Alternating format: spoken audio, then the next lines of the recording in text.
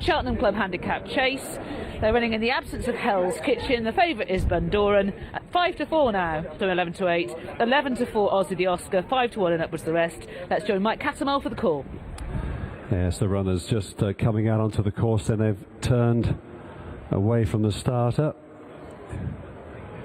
Simon McNeil just shepherding these runners away. They can take a turn now though, because the yellow flag has been raised. Means they can get going any second now, and indeed they're off for the Cheltenham Club Handicap Chase. They've started almost in 3-mile chase fashion rather than a 2-miler. They got 14 fences though here. Top Gamble and Aussie the Oscar in the air together. Bundoran touchdown in 3rd place.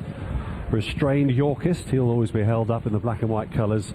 On his inside is the Inval in the yellow colours as they go over the 2nd fence. And up front it's still Aussie the Oscar on the inside of Top Gamble as they race on towards the 3rd. Bundoran the favourite racing behind them. The Inval on the rail, and then Yorkist in the hands of Harry Skelton. Oh, Top Gamble is down. He just didn't get high enough there, Top Gamble, and I'm delighted to see him up on his feet again. And so too, fortunately, Sean Bowen. That leaves just the 4 left in it then as they take fence number 4. Yeah, he's walking around okay there, Top Gamble, fortunately. It wasn't a particularly nice fall, but he's all right, touch wood.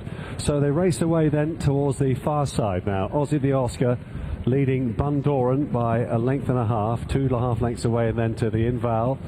And in 4th place, content to get a lead from them, is Yorkist in the hands of Harry Skelton, running for brother Dan, of course, and heading off towards fence number 5 as they take the downhill part of the track. Aussie the Oscar and Richard Johnson. Beautiful jump by the leader. Bundoran was good as well, so too the Inval.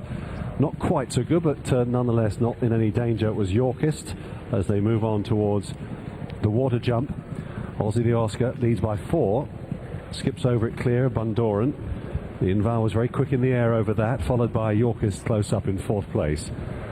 And now they go across towards the next, which is the open ditch here, and he was low there, Aussie the Oscar, but he got away with it and continues to lead the field along towards the last fence on this part of the track, which is number 8 of the 14. And he got in very tight there, Aussie the Oscar. Just not quite as fluent as he was earlier in the race, but he's still out in front by 2 lengths then. Bundoran, who put up a career best here on the old course last month, is in 2nd. Yorkist and the Inval well in touch as they cross the open ditch on the far side of the course. All 4 of them jumping that fence extremely nicely. And now they move on towards number 10 over on the far side. Aussie the Oscar leads by 3. Bundoran taking it about 3 lengths clear of the other 2, the Inval together with Yorkist. And now they'll swing left-handed over on the far side. They've got 4 more fences left to take in this Cheltenham Club Handicap Chase. And still Aussie the Oscar comes up toward... Oh, again he got it wrong. A miscommunication between rider and horse there. Richard Johnson keeping him going though in front as they race down the hill. Bundoran watching this behind in 2nd place. Yorkist now goes 3rd. The Inval still in there pitching on the inside. They move on down then towards the 3rd last. And again, not so fluent there, Aussie the Oscar. Bundoran himself too wasn't too fluent either. And then in 3rd then, and shaken up for the first time, is Yorkist. The Inval struggling out the back. They're coming down the hill then, entering the home straight here. And Aussie the Oscar, in spite of his jumping going a bit awry, is still the leader. And Bundoran, though, is being pulled to the outside to try and tackle this pace setter. They're coming up towards this 2nd last now.